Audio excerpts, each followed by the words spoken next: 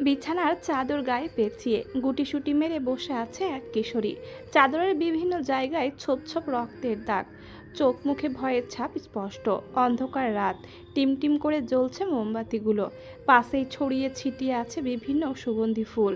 বারান্দায় ইজি চেয়ারে বসে একের পর এক সিগারেটের ধোঁয়া উড়াচ্ছে জিয়ান। জিয়ান রেজা চৌধুরী সদ্য পাইলটে জয়েন করেছে। বয়স 18-র কোঠায় হলেও দেখতে 25 বছরের যুবক লাগে। লম্বা চওড়া শরীর, উজ্জ্বল বর্ণের গায়ের রং, ধূসর রাঙা চোখ। কিছু সময় পর উঠে এসে কিশোরীর সামনে বসলো। সিগারেটের শেষ টান দিয়ে ধোয়া নয়নার চোখে মুখে ছড়ালো। মোবাইলের টর্চ অন করে বলে, বিয়ে হলে স্বামীর আদর সহ্য করতে হয়, তা জানো না? নয়না চুপ করে আছে। শরীরের অসহ্য ব্যথা, চোখ থেকে টুপটুপ করে অশ্রু ঝরছে। বয়স কত তোমার? নাম কি? নয়না তবুও চুপ করে আছে। চোখ থেকে অঝোর ধারায় অশ্রু ঝরছে। জিয়ান রেগে বলে, বোবা নাকি? কি জিজ্ঞেস করছি উত্তর দাও। নয়না তবুও মুখ থেকে কথা বের করলো না। জিয়ান নয়নার বাহু ধরে বলে, নাম জিজ্ঞেস করছি তো, উত্তর দাও। নয়না কাঁপা কাঁপা কণ্ঠে বলল, সুনয়না। তোমার বোন কোথায়? নীলাঞ্জনা কোথায়? আমি জানি না। আমাকে বিয়ে কেন করলে? কবুল কেন বললে? তোমাকে শোপিসের মতো সাজিয়ে রাখার জন্য বিয়ে করিনি। ভালো না বাসি, আমি প্রাপ্তবয়স্ক পুরুষ। আমার শারীরিক চাহিদা আছে, সেটা তো বউ হিসেবে তোমাকে পূরণ করতে হবে। কবুল যখন বলেছ তখন তো আর নিস্তার নেই বলেই নয়নাকে আবার কোলে তুলে নিল। নয়না কাঁদো কাঁদো কণ্ঠে বলে, প্লিজ আমাকে ছেড়ে দিন, আমি আর সহ্য করতে পারবো না। অনেক ব্লাড আসছে, আমার শরীরও ব্যথা হচ্ছে, প্লিজ ছেড়ে দিন। আর ব্যথা দেবেন না ভাইয়া। বয়স কত? ছেড়ে দিন আমাকে, আমি সত্যি বলছি, আমি মরে যাব। জিয়ান নয়নাকে বেডে রেখে লাইট অন করলো। নয়না আরও ভালো করে নিজের শরীরে চাদর পেঁচিয়ে নিল। এলোমেলো চুল, ফর্সা চেহারাটা লাল হয়ে আছে, চোখে লেপ্টে আছে কাজল, ঠোঁটজোড়া ফুলে উঠেছে। মেয়েটাকে দেখে এবার মায়া হচ্ছে জিয়ানের। জেদের বসে এইটুকু মেয়ের সাথে জোর জবস্তি করা উচিত হয়নি। জিয়া নরম স্বরে বলল, এখনো ব্লাড আসছে? নয়না মাথা নাড়িয়ে সম্মতি জানালো। ওয়াশরুমে যাও আর চেঞ্জ করে আসো। নয়না উঠতে যেয়ে হোঁচট খেয়ে পড়ল। জিয়ান নয়নাকে কোলে তুলে ওয়াশরুমে নিয়ে আসলো। নয়নার শরীরে পানি লাগতেই শরীর জ্বলে উঠল। জিয়ান নয়নাকে শাওয়ারের নিচে দাঁড় করিয়ে দিয়ে বাহিরে চলে আসলো। বেডের পাশে বসে নিজের ফোনের স্ক্রিনে এক দৃষ্টিতে তাকিয়ে আছে। কি সুন্দর হাস্য উজ্জ্বল মুখখানা। কে বলবে এই মেয়েটি তাকে চরমভাবে ঠকিয়েছে? আসলেই কি স্বার্থের দুনিয়ায় ভালোবাসার টুনকো? এর মধ্যে শীতে কাঁপতে কাঁপতে জিয়ানের একটু দূরে দাঁড়িয়ে নয়না বলে, আমার প্যাড লাগবে। আমি কি তোমার চাকর? আমাকে কেন বলছো? নয়না জিয়ানের ভয়ে আর 2 কদম পিছিয়ে যায়, যার ফলে নয়নার কান থেকে চাদর সরে যায়। ফর্সা কাঁধে লাল তিলটা জলজল করছে। জিয়ান চোখ রাঙিয়ে বলে, তুমি কি ড্রেসও পরতে পারো না? এখন সেটাও আমাকে পরিয়ে দিতে হবে? নয়না চাদর শক্ত করে ধরে বলে, আমার ড্রেস তো বাসায়, তাহলে তুমি এখানে কেন এসেছো? নয়না কিছু বলবে তার আগেই জিয়ান নয়নার দিকে একটা টি শার্ট আর জিন্স বাড়িয়ে দিয়ে বলে, আজকের মতো ম্যানেজ করো, কাল এক ব্যবস্থা করব। কিন্তু প্যাড প্যাড দিয়ে কি করবে? নয়না পায়ের নখ দিয়ে দেওয়ালে আঁচড় কাটছে। বলো, প্রিয়ের প্রথমবার তো, তাই ব্লাড বের হয়েছে, এখন আর বের হবে না। চুপচাপ এগুলো পরে শুয়ে থাকো। নয়না ওয়াশরুমে এসে টি শার্ট পরতেই হাঁটুর নিচ পর্যন্ত ঢেকে গেল। 6 ফুট লম্বা চওড়া বডির টি শার্টের ভেতর নয়না ছানাপোনা। জিন্সটা পরে 2 হাতে ধরে আবার রুমে আসলো। জিয়া নয়নার দিকে একবার তাকালো, তাকে কোনো মতে নিজের হাসি চেপে রেখে বলে, বা পাশে শুয়ে পড়ো। নয়না চুপচাপ গুটিসুটি মেরে শুয়ে পড়ল। মাহফুজা বেগম বালিশে মুখ গুজিয়ে ফুপিয়ে কেঁদেই চলেছে। মাহবুব তালুকদার এবার উঠে বসলেন, বেডসাইড সুইচ টিপ দিয়ে লাইট অন করলেন, ধমকের সুরে বললেন, সে কখন থেকে মরা কান্না করছো? তা মরেছেটা কে? এই বাচ্চা মেয়েটাকে চোখের সামনে থেকে নিয়ে গেল, আর তুমি বলছো কে মরেছে? মাহফুজা কতবার বলেছি, মেয়ের জন্মই হয় পরের ঘরের জন্য, আজ না হয় কাল পাঠাতেই হতো, তাই বলে আমার বাচ্চা মেয়েটাকে বিয়ে দিয়ে পাঠিয়ে দিবে? আমি যা করেছি এই তালুকদার বংশের মান সম্মান আর ভালোর কথা চিন্তা করে করেছি। আর তাছাড়া ছেলেও ভালো আর বংশীয়, সবসময় তুমি ভালোই করো, তবে সেটা তোমার ভাইয়ের জন্য, নয়তো তার পরিবারের জন্য। কিন্তু সেসবে আমার মেয়েটাকে কেন কুরবানি দিলে? আমার মেয়ে আর আমার ভাইয়ের মেয়ে আমার কাছে আলাদা নাকি? নীলাঞ্জনা একটা ভুল করেছে, তার ভুলের জন্য আমরা শাস্তি দেব। কিন্তু সমাজের মানুষের কাছে নিজের মেয়ের সম্মান নিয়ে কথা উঠুক, সেটা তো হতে দিতে পারি না। নাজিম চৌধুরী যেমন নাম তেমন তার দাপট। তার একমাত্র ছেলে জিয়ান রেজা চৌধুরী। যদি তাদের প্রস্তাবে রাজি না হতাম, তাহলে সমাজে মুখ দেখানোর মতো অবস্থা তারা রাখতো না। বাহ, নিজের ভাইয়ের মেয়ের সম্মান রক্ষা করার জন্য নিজের মেয়ের জীবন বলি দিয়ে দিলে। বলি কেন বলছো? মেয়ে আমার ভালো থাকবে। তা তো থাকবে, এখনও এসএসসি গণ্ডি পেরোতে পারলো না, সেই মেয়েকে এক প্রাপ্তবয়স্ক পাইলটের গলায় ঝুলিয়ে দিয়ে বলছো মেয়ে আমার ভালো থাকবে? তুমি কি সত্যি শুনে না নিজের বাবা? এমন বাবা যেন কোনো মেয়ের না হয়। হ্যাঁ, আমি পৃথিবীর সবচেয়ে স্বার্থপর বাবা। তুমি মনে রেখো, আমার মেয়ের শরীরে একটু আঁচড় লাগলে আমি কাউকে ছেড়ে দিব না। জেলের ভাত খাওয়াবো সবাইকে, ভুলে যাব কার সাথে আমার কী সম্পর্ক। মাহবুব তালুকদার উঠে এসে বারান্দায় দাঁড়ালেন। রাত বাজে 1:25। এখন কি কল করা ঠিক হবে? 5-7 ভাবতে ভাবতে কল করেই বসলেন নাজিম সাহেবকে। নাজিম সাহেব ভুরু কুঁচকে কলটা রিসিভ করলেন। গম্ভীর কণ্ঠে বললেন, এখন আর কি বলার বাকি আছে তালুকদার সাহেব? রাগ অভিমান করাটা স্বাভাবিক, কিন্তু ভাগ্যের লেখা আমাদের তো বোঝা দায়। যেটা বলার জন্য কল করেছেন সোজা সেই পয়েন্টে আসুন। আমার মেয়েটা নাবালিকা, এখনও তার 18 বছর হতে 2 বছর বাকি। আপনার ছেলেকে বলবেন আমার মেয়েটার সাথে যাতে কোনো রকম খারাপ কিছু না করে। নাবালিকা মেয়েকে বিয়ে দেওয়ার সময় মনে ছিল না, এখন নিজের ছেলেকে এসব আমি কোন মুখে বলবো? ভাই, আমার মেয়েটাকে নিজের মেয়ে মনে করে একটু খেয়াল রাখেন। নাজিম সাহেব কল কেটে দিয়ে বলে, নাইস জোক। একটা 27 বছরের যুবকের বউ নাকি নাবালিকা? মিতা বেগম বললেন, কি বলো? তাহলে যাও ছেলেকে আটকাও। রাগের বশে মেয়েটার সাথে কি না কি করে ফেলবে। তোমার ছেলের রাগ তোমার অবশ্য জানা দরকার। কতবার বলেছি এই মেয়েকে বিয়ে করতে হবে না, না করবেই করবে। কি হলো? রেজাল্ট, মেয়ে আরেক ছেলের সাথে পালিয়ে গেল।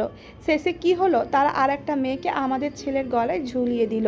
এবার যা হবার হোক, তুমি চুপচাপ ঘুমাও। এইসবে বাচ্চা মেয়েটার কি দোষ? ও তো ভিকটিম, সবাই ওর ওপর চাপিয়ে দিল সব। সকালের আলো রুম জুড়ে ছড়িয়ে পড়তে উঠে বসলো জিয়ান।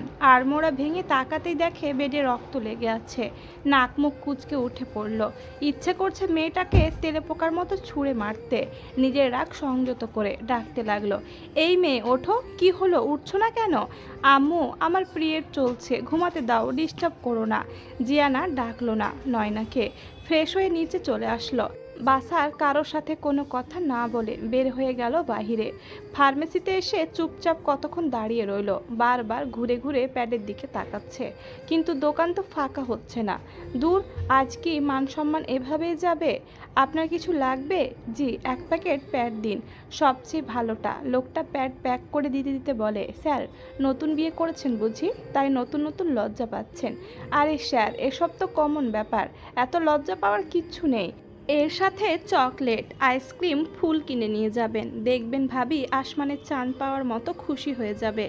আপনাকে কত টাকা দিব? 120 টাকা। টাকা দিয়ে জিয়ান দ্রুত বের হয়ে আসলো। ইচ্ছে করছিল লোকটার নাক ফাটিয়ে দিতে। বাসায় এসে ঢুকতেই মিতা বেগম বললেন, মেয়েটার সাথে ভালো আচরণ করিস। মেয়েটার বয়স কম। বয়স কম? তাহলে বিয়ে দিল কেন? বাসায় সাজিয়ে রেখে দিত। যে মেয়েকে বিয়ে দিয়েছে সে মেয়েকে নিয়ে নাটক আমি সহ্য করব না। বিয়ে যেহেতু হয়েছে, বউ তোমারই থাকবে, কেউ নিয়ে যাবে না। কয়েকটা দিন সময় দাও। বুঝতে পারছো আমি কি বলতে চাইছি? আমি বুঝতে পারছি, তবে দুঃখিত। তোমাদের প্রাপ্তবয়স্ক ছেলে তার বইয়ের সাথে ফুলসজ্জা সেরে ফেলেছে। কথা শেষ করার আগেই জিয়ানের গালে ঠাস করে একটা চড় পড়ল। জিয়ান রক্তচক্ষু নিয়ে সামনে তাকিয়ে দেখে নাজিম। তুমি কি মানুষ আছো? মানুষের তো বোধ বুদ্ধি থাকে।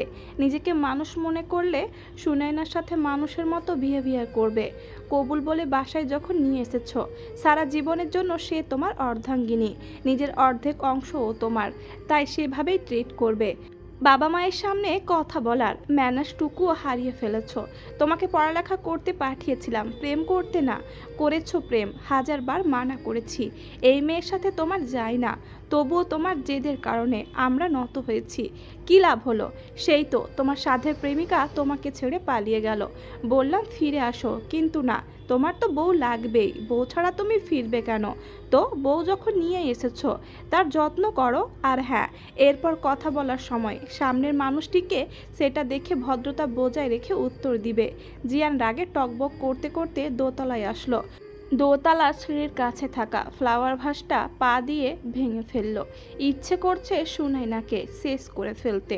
রুমে এসে দেখে নয়না ব্লাউজের ফিতা বাঁধার চেষ্টা করছে। চোখটা ফিরিয়ে নিল, কিন্তু বেহায়া নজর আবার সেদিকেই পড়ল। ভেজা চুল থেকে টপ টপ করে পানি ঝরছে। পিঠের বেশ খানিকটা জায়গা উন্মুক্ত, সেখানে বিন্দু বিন্দু পানি জমে আছে। ফর্সা ঘাড়ের ওপরে জোড়া তিল দুটো যেন জিয়ানকে চুম্বুকের মতো টানছে। কয়েক কদম এগিয়ে গিয়ে থমকে দাঁড়ালো জিয়ান। জোরে নিঃশ্বাস নিয়ে কর্কশ কণ্ঠে বলে উঠল, শরীর দেখিয়ে জিয়ান রেজা চৌধুরীকে ঘায়াল করা সহজ নয়। তা বয়স কম হলেও পুরুষকে কিভাবে আকৃষ্ট করতে হয় সেটা ভালোই শিখেছ। হঠাৎ পুরুষালী কণ্ঠ শুনে চমকে যায় নয়না। কোনো মতে শাড়ি দিয়ে নিজেকে পেঁচিয়ে নিয়ে বলে, আপনার মধ্যে কি সাধারণ ম্যানার্সটুকুও নেই? রুমে ঢোকার আগে নক করে ঢুকতে হয়, এইটুকু বলেই ঢোক গিলল নয়না। যদিও চঞ্চল নয়না কাউকে ছেড়ে দেওয়ার পাত্রী না, কিন্তু এই লোককে দেখলেই কেমন ভয় হয়। নিজেকে তখন হিংসের গুহায় অসহায় বিড়াল মনে হয়। হামারা রুম হামারা মার্জি। অসভ্য মানুষের কাছ থেকে সভ্যতা আশা করা বোকামি। মুখ ফসকে কথাটা বের হয়ে গেল।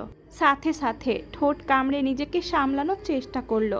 মুখের ভেতর কেমন ধুকপুক করছে। নয়না শাড়ি দুহাতে ধরে কোনো মতে হেঁটে ওয়াশরুমের দিকে যাচ্ছে। মনে হচ্ছে আর কিছুক্ষণ এখানে থাকলেই বিপদ কখন যেন আক্রমণ করে বসে। হুট করে জিয়ান নয়নার সামনে এসে দাঁড়ালো। নয়না 2 কদম পিছিয়ে গেল। জিয়ান 2 কদম এগিয়ে আসলো। ভীত কণ্ঠে বলল, সামনে থেকে সরুন, কি করছেন? জিয়ান হুট করে শাড়ি ভেদ করে নয়নার উন্মুক্ত কোমর আঁকড়ে ধরে নয়নাকে নিজের অনেকটা কাছে নিয়ে আসলো। নয়না চোখ বন্ধ করে নিল। হার্ট এত দ্রুত বিট করছে মনে হচ্ছে কেউ তবলা বাজাচ্ছে। ভেঙে ভেঙে বলল, প্লিজ ছাড়ুন। অসভ্যতা করা এখনো বাকি বলে নয়নাকে ঘুরিয়ে নয়নার পিঠ নিজের বুকের সাথে মিশিয়ে নয়নার কাঁধে মাথা রেখে বলে, উফ, বড্ড আদুরে তুমি। বিয়ে যখন হয়েছে বাসরটাও সেরে ফেলি। এত কিউট টেডি বিয়ারের মতো বউকে আদরে আদরে ভরিয়ে দিতে হয়। কে জানে এই বিয়ে কয়দিন টিকে। নয়নার বন্ধ চোখের কার্নিশ বেয়ে অশ্রু গড়িয়ে পড়ছে। হুট করে জিয়ান নয়নাকে ছেড়ে দিয়ে বলে, তোর মতো মেয়ের দিকে জিয়ান চৌধুরী নজর তো দূর, ফিরেও তাকায় না। বলেই ধাক্কা দিয়ে বেডে ফেলে দিয়ে বলে, আগামীকাল রিসেপশনের পরে তোমার ছায়া যেন এই বাড়িতে না পড়ে। হঠাৎ করে এমন হওয়ায় শাড়ি পুরোটা এলোমেলো হয়ে গেল।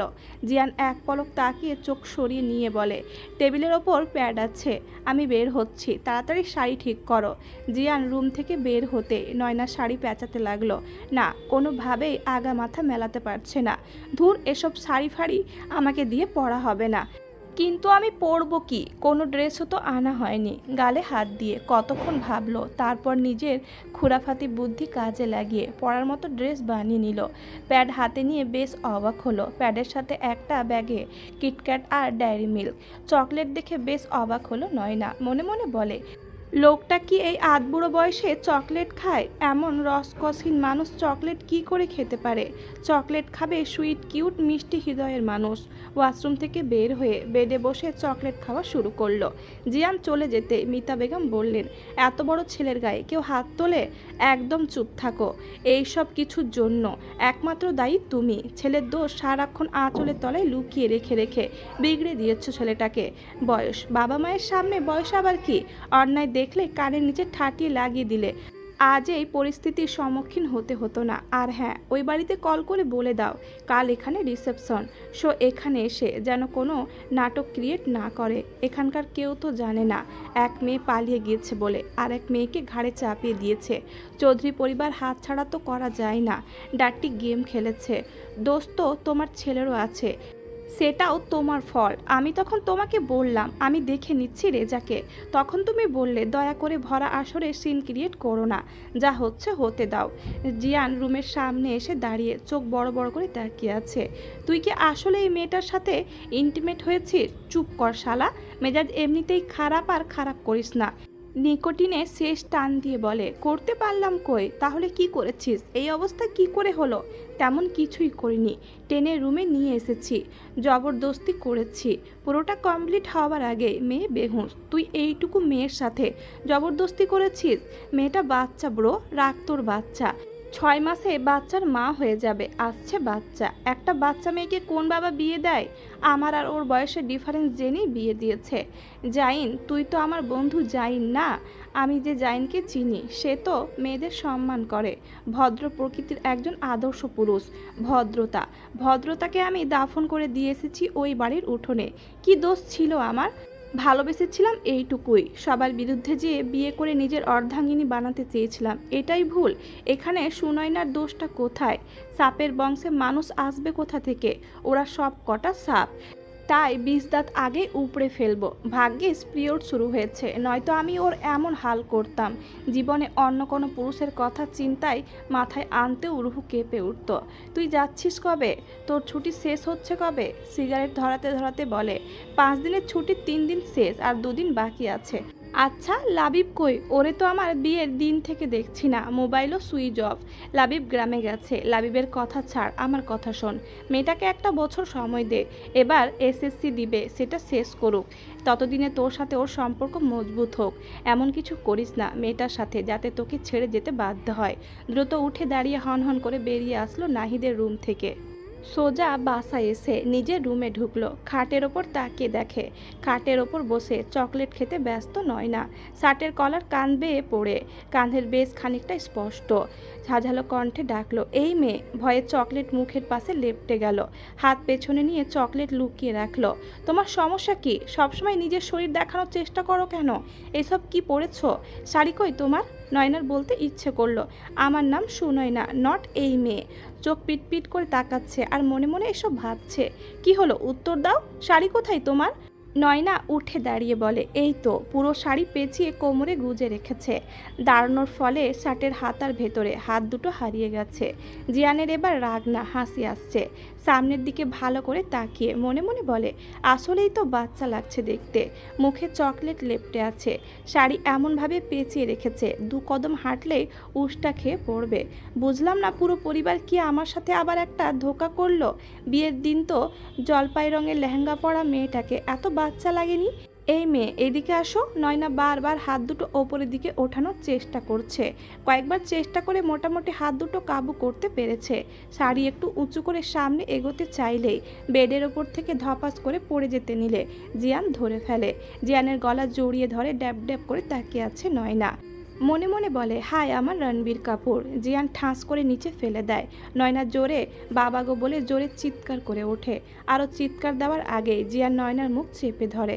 মনে মনে নয়না বলে, তুই একটা ভিলেন, তোকে আমি এমন শিক্ষা দেব খালি আর একটু সাহসটা আমার বাড়ুক।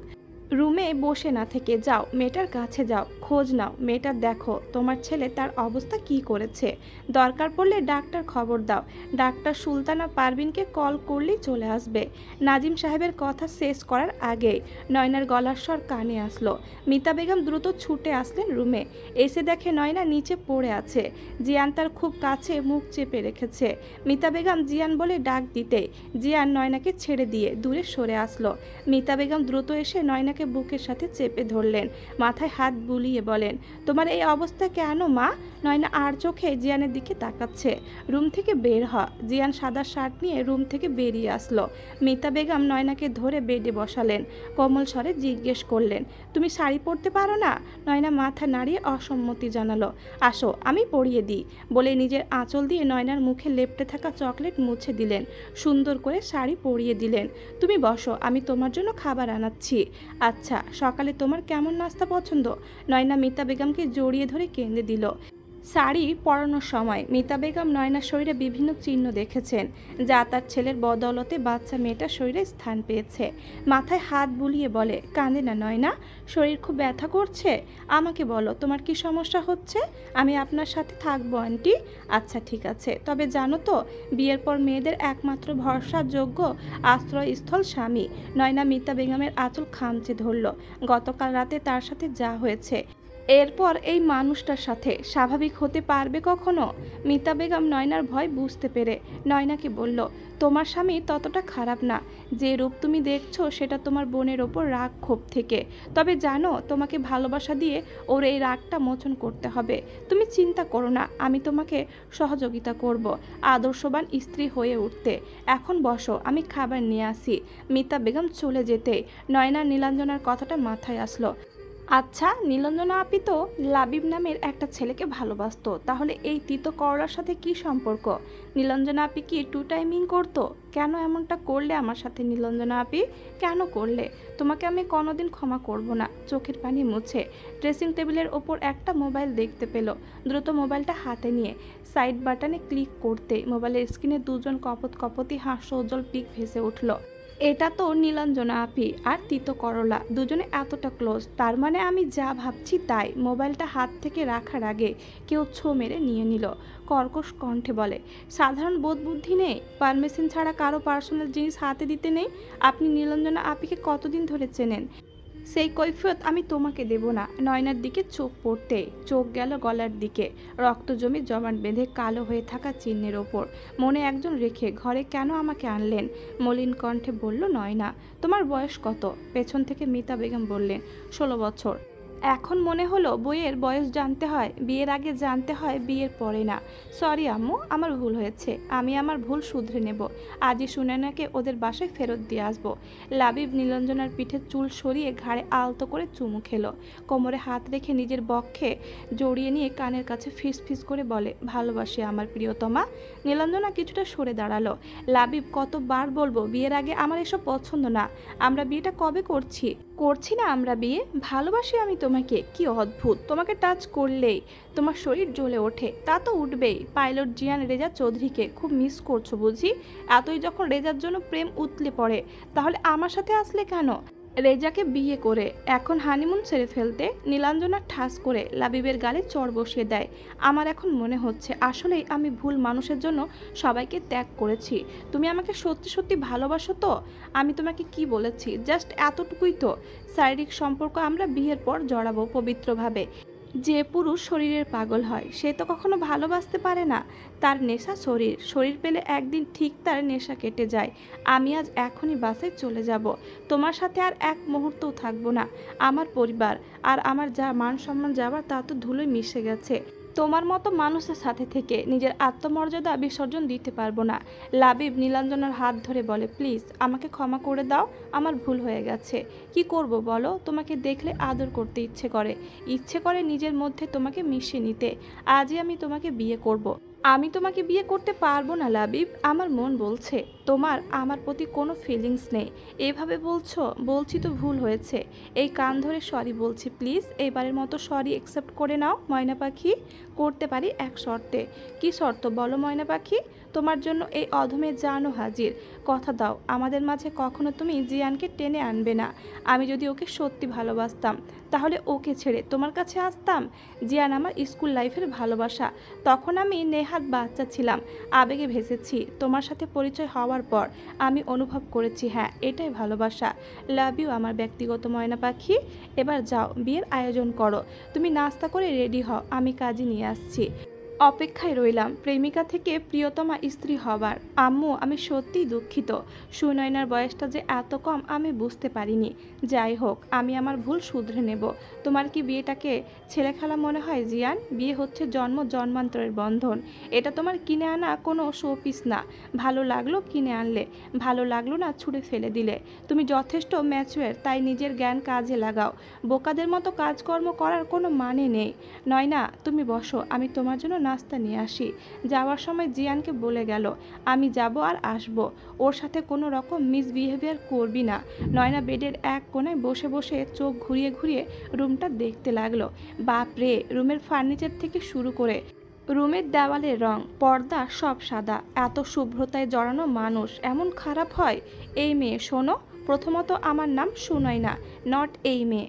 তুমি না বাচ্চা? বাচ্চা কাকে বলে জানেন? মন চাইলে আপনি যার গাল টেনে দিতে পারেন, কোলে নিতে পারবেন তাকে। আমাকে দেখে কি বাচ্চা মনে হয়? পুরো 33 কেজি ওজন আমার, আর বয়স 16। সো বাচ্চা আর এই মেয়ে দুটোর কোনোটাই আমার সাথে যায় না। তার মানে তুমি এঁচোড়ে পাকা। আপনি যাই বোঝাতে চান আমি বুঝবো না, কারণ আপনি জেলাপির প্যাচের চেয়েও কঠিন প্যাঁচানো। আর ভাববেন না আমি ভীতু, আমার কিন্তু অনেক সাহস জানেন। আমার ক্লাসে রাফির নাক ফাটিয়ে দিয়েছিলাম এক ঘুষিতে। আপনি বড় তাই কিছু বলিনি। কাল রাতে যা করেছেন আপনার নামে মামলা করা উচিত। মামলা হইলেই পরে দেইখা নেব থানায়। উপস, আমি তো ভীষণ ভয় পেয়েছি। আপনার মুখে গান মানায় না, আপনার মুখে করলার মতো তেতো কথা মানায়। এই আপনাকে আন্টি ছোটবেলায় মুখে মধু দেয়নি? তুমি তো বড্ড বেশি কথা বলো। তোমাকে আজই আমি বাসায় দিয়ে আসব। বয়সের চেয়ে বেশি কথা শিখেছ পিচ্চি কোথাকার। একদম পিচ্চি বলবেন না। জিয়ান হুট করে নয়নাকে কোলে তুলে নিল। এই ছাড়ুন, আমি চিৎকার করব। নয়নার গালে পরপর দুটো চুমু খেলো, এরপর বেডে বসিয়ে দিয়ে বলে, বাচ্চাদের এভাবেই কোলে নিয়ে আদর করতে হয়। মনে মনে নয়না বলে, নেহাত 6তলা বিল্ডিংয়ের মতো দেহ, আর লম্বা নয়তো আমি বোঝাতাম। আমাকে নিয়ে মজা করার শাস্তি কত কঠিন। জিয়া নয়নার সামনে বসলো।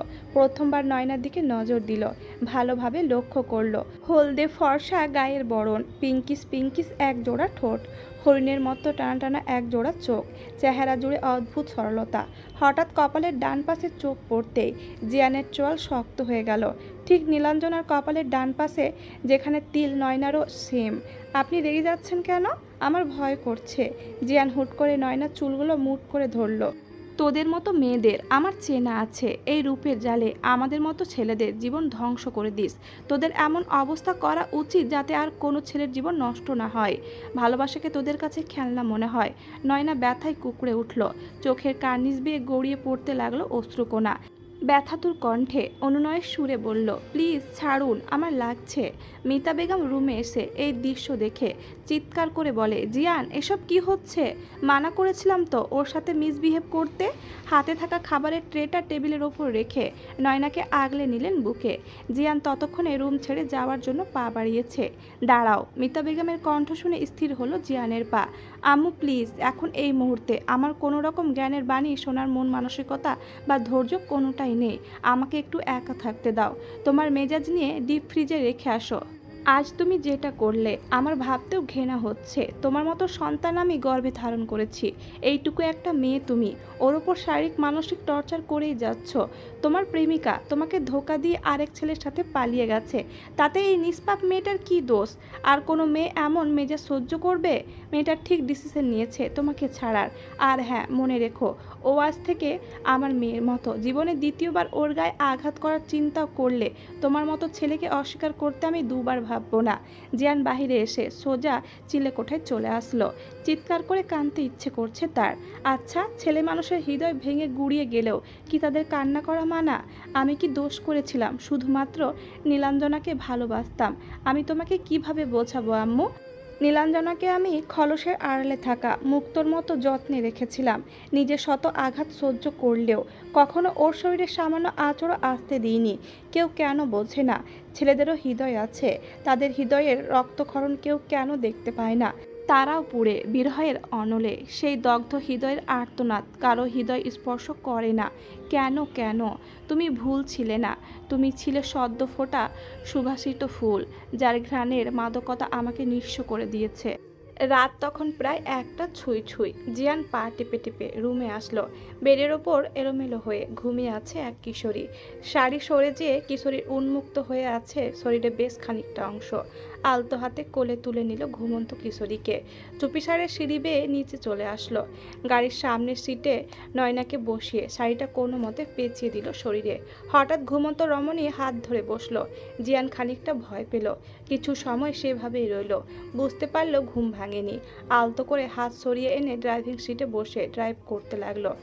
রাতের নীরব রাস্তা, দু একটা দূরপাল্লার বাসের ক্ষীণ আওয়াজ, সাথে সাথে গাড়ির গ্লাস উঠিয়ে দিল। খুব ধীর গতিতে গাড়ি ড্রাইভ করছে। নয়নার মাথাটা জিয়ানের কাঁধে একবার সরিয়ে দিয়েছিল, তারপর নিজে ঠিক করে রাখলো। বেশ কিছু দূর আসার পরে পুলিশ চেকপোস্ট পার হতে হয়। নয়নার মাথাটা গাড়ির সিটে ঠিকভাবে রেখে গাড়ি থেকে বের হয়ে আসে জিয়ান। গাড়ির কাগজপত্র সব দেখায়। একজন অফিসার বলে, আপনার সাথে গাড়িতে উনি কে? আমার ওয়াইফ। আপনার ওয়াইফ? তার প্রমাণ কি? আপনার কি মনে হয় এই রাতে আমি ম্যারেজ সার্টিফিকেট নিয়ে ঘুরবো? বলছি যখন আমার ওয়াইফ, তখন অবশ্য আমার ওয়াইফ। প্রমাণ দেখান, তারপর বিশ্বাস করব। আপনাদের বিয়ে হয়েছে কতদিন? গত সপ্তাহে শুক্রবার। আজ তো রবিবার। নিশ্চয় আপনার ফোনে বিয়ের পিকচার আছে, সেটা দেখান। দেখুন স্যার, আমি একজন পাইলট। তাছাড়া আমার ওয়াইফ ঘুমিয়ে আছে। আপনারা প্লিজ আমাকে বিরক্ত করবেন না। আপনার বাসায় কারোর সাথে কথা বলিয়ে দেন। আর আপনি যেই হন না কেন, আইন সবার জন্য সমান। হতেই তো পারে মেয়েটিকে আপনি কিডন্যাপ করে নিয়ে যাচ্ছেন। একজন গিয়ে জানালার কাছে বাড়ি দিয়ে ম্যাডাম ম্যাডাম বলে ডাকতে লাগলো। জিয়ান দ্রুত গাড়িতে এসে নিজের গায়ে শার্ট খুলে নয়নার গায়ে পরিয়ে দিচ্ছে। নয়না ঘুম ঘুম চোখ দুটো কোনো মতে খুলতেই জিয়ানকে দেখে ঘাবড়ে যায়। কান্না মিশ্রিত কণ্ঠে বলে, প্লিজ আমাকে ছেড়ে দিন, আমাকে আর ব্যথা দেবেন না। একদম চুপ, একটাও কথা বলবে না। বাহিরে পুলিশ, শাড়ি তো খুলে রাখছো অর্ধেক। আমার ওয়াইফকে এই অবস্থায় অন্য কেউ দেখবে। নয়না জোরে চিৎকার দিয়ে বলে, কে আছো, বাঁচাও। বাহিরে পুলিশের লোকেরা বলতে থাকে, গাড়ি থেকে বের না হলে আমরা গাড়ির দরজা ভেঙে ফেলতে বাধ্য হব। একটা শব্দ করবে না, চুপ করে থাকো বলেই শার্টের বাটন লাগিয়ে দিল। তোমার বাবার নাম্বার বলো। বাবা? এত রাতে? হ্যাঁ, তোমার বাবা। আপনি না চৌধুরী বংশের ছেলে, তো বলুন। আমাকে হ্যারাসমেন্টের দায়ে আপনাদের চাকরি খেয়ে দেব। Just silent. যেটা বলেছি সেটা করো। ফোনটা দিন, নাম্বার উঠিয়ে দিই। যেটা বলেছি সেটা করো। তারপর বের হয়ে এসে বলে, আপনাদের কাজ কি রাতের বেলা ভদ্র মানুষদের অসম্মান করা? না, আমাদের ডিউটি দেশ ও জনগণকে নিরাপত্তা দেওয়া। আমরা সেটাই করছি। Just wait. কল করলো মাহবুব তালুকদারের নাম্বারে। কল ঢোকার আগে কেউ একজন মোবাইল নিয়ে কল কেটে দিল। তুমি বাহিরে কেন এসেছো? তুমি আদর্শ হাজব্যান্ডের মতো আমাকে প্রোটেক্ট করার জন্য একা লড়াই করবে, আর আমি ঘুমিয়ে থাকবো? জান, আমি সুনাইনা তালুকদার, পিতা মাহবুব তালুকদার। এই যে দুদিন আগে শুক্রবার গেল, সেই দিনটাই ছিল আমার আর আমাদের ভালোবাসার প্রণয়ের দিন। আমরা হাজব্যান্ড ওয়াইফ লং ড্রাইভে বের হয়েছিলাম। এতে আপনাদের সমস্যা কি? আচ্ছা ম্যাডাম, সরি, তবে আপনাকে তার ওয়াইফ মনে হচ্ছে না। সুনাইনা রাগী কণ্ঠে বলল, আপনার বইয়ের সাথে নিশ্চয় আপনি বেমানান, তাই এসব উল্টাপাল্টা কথা বলছেন। এই চলো তো, সময় নষ্ট না করে বলেই জিয়ানের হাতের মধ্যে হাত রাখলো। গাড়িতে এসে বসে জিয়ানের দিকে তাকিয়ে বলে, আসলে আমি অনেক সাহসী, কিন্তু সমস্যা হলো আমার আরেকটু সাহস দরকার। তারপর আপনার সাথে বোঝাপড়া করব। এই প্রথম সুনাইনার মুখ থেকে স্বাভাবিক কথা শুনল জিয়ান। বেশ কিছুক্ষণ সুনাইনার দিকে তাকিয়ে রইল। এভাবে দেখার কি আছে?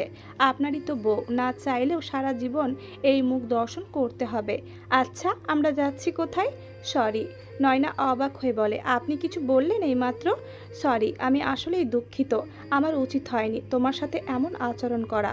তোমার তো এখানে কোনো দোষ নেই, উল্টো আমাদের মাঝে তুমি ফেঁসে গেছো। Really sorry Sunaina. আপনি সরিও বলতে পারেন? এক কাজ করুন, আপনার স্বরের আচার বানিয়ে ধীরে ধীরে এক চামচ করে খেয়ে ফেলুন। আমি তোমাকে একেবারের জন্যই রেখে যাব এখানে। খুব তাড়াতাড়ি তোমার জন্য তোমার উপহার চলে আসবে। দেখুন, আমার এইটুকু মাথা, তাও আবার বিশাল চুল, তার ভেতরে খলস, খলসের ভেতরে এইটুকু বুদ্ধি। তাই সহজভাবে বলুন, মিস্টার পাইলট, খুব তাড়াতাড়ি আমি তোমার জন্য ডিভোর্স লেটার পাঠাবো। যা ইচ্ছে করুন, আগে আমাকে বাসায় দিয়ে আসুন। না, আমি বাসায় যাব না। আপনি এক কাজ করুন, আমাকে কোনো হোস্টেলে রেখে আসুন। Are you crazy? হঠাৎ করে অশ্রু টলমল নেত্রে তাকিয়ে বলে, জানেন, আমি না ধর্ষণ সম্পর্কে পত্রিকায় পড়েছি, টিভিতে নিউজ দেখেছি, কখনো কল্পনাও করিনি সেই সব কিছুর ভিকটিম আমি নিজে হব। আমার আপনাকে দেখলে ভয় হয়, মনে হয় আপনি হিংস্র জানোয়ারের মতো ঝাঁপিয়ে পড়বেন আমার ওপর। বলতে বলতে হাঁটুতে মুখ গুজে কান্না করতে লাগলো। এই মুহূর্তে নিজেকে ধ্বংস করে দিতে ইচ্ছে করছে জিয়ানের। শেষে কিনা সে কোনো মেয়ের কাছে ধর্ষক। চোখে রক্ত জমাট বেঁধে গেছে, হাত মুঠো করে নিজের প্রতি আসা রাগটাকে কন্ট্রোল করার চেষ্টা করছে। নয়নার গায়ে হাত দিতেও লজ্জা হচ্ছে এখন। কিভাবে করলাম আমি এটা? নিজেকে ক্ষমা করব কিভাবে? নয়নার মাথায় হাত রেখে বলে, আমি তোমাকে কষ্ট দিয়েছি, আর তা কখনোই আমি চাইনি। আমি নিজের ভুল বুঝতে পেরেছি। তোমার যন্ত্রণার জন্য আমি গভীরভাবে দুঃখিত। আমি জানি কথা দিয়ে সব কিছু ঠিক হবে না। আমি তোমার হৃদয়ে যে গভীর ক্ষত দিয়েছি, জানি না তুমি কখনো আমাকে ক্ষমা করবে কি না। আর কিছু বলার আগে নয়না জিয়ানকে জড়িয়ে ধরে কাঁদতে লাগলো। প্লিজ কেঁদো না নয়না, আমার কালো ছায়া কোনোদিন আর তোমার ওপর পড়বে না। আমি জানি তোমার হৃদয়ে যে গভীর ক্ষত তাজা আছে, তা হয়তো এই জন্মে আমি মুছে দিতে পারবো না। পারলে ক্ষমা করে দিও। নয়না কিছু বলতে চেয়েও বলতে পারল না। গাড়ির সিটে হেলান দিয়ে বসে রইল। জিয়ান নয়নার বাড়ির সামনে এসে বলে, আমি কি এখান থেকে চলে যাব, নাকি বাসার ভেতর পর্যন্ত আসব? আপনি আমাকে বাবার কাছ থেকে নিয়ে গেছেন, তাই তাদের হাতে ফেরত দিয়ে আসবেন। দারোয়ান বেশ অবাক হলো এত রাতে নয়নাকে দেখে। বাসার দরজায় এসে বার কয়েক কলিং বেল দেওয়ার পর মাহফুজা বেগমের ঘুম ভেঙে গেল। ড্রয়িং রুমে এসে লাইট অন করে বলে, এত রাতে কে আসলো? দরজা খুলে নয়নাকে দেখে বলে, মা তুই এত রাতে? সব ঠিক আছে তো? কি হয়েছে? তোমার শার্ট ওর শরীরে কেন? কি করেছো আমার মেয়ের সাথে? আম্মু ভেতরে আসতে দাও আগে। আয় বলেই দ্রুত মাহবুব তালুকদারকে ডেকে তুলল। চোখ ডলতে ডলতে বলেন, এত রাতে তোমার আবার কি হলো? মেয়ে আর মেয়ের জামাই এসেছে, চলো দ্রুত, আমার কিছু ঠিক মনে হচ্ছে না। মাহবুব তালুকদার এসেই বলেন, এত রাতে কি এমন এমার্জেন্সি পড়লো যে বাসায় চলে আসলে? আসার আগে একটা ইনফর্ম তো করবে। আপনার মেয়েকে আপনার কাছে ফেরত দিতে আসলাম। আচ্ছা কথা পরে হবে। নয়না তুই বরং জামাইকে নিয়ে রুমে যা। ওরা দুজন রুমে ঢুকতেই মাহবুব তালুকদার বাহির থেকে দরজা লক করে দিল।